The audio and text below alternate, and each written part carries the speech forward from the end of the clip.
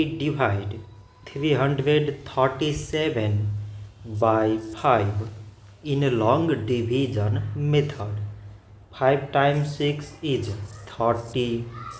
On subtracting, we get 3. So now we put down the 7 and it is 37.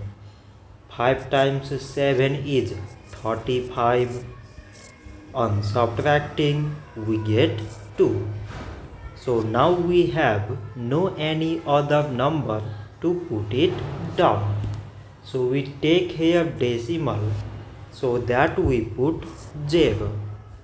So it is 20 and 5 times 4 is 20.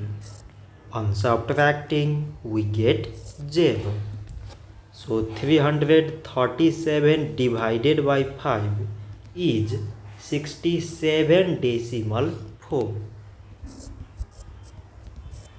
So this much for today and thanks for watching.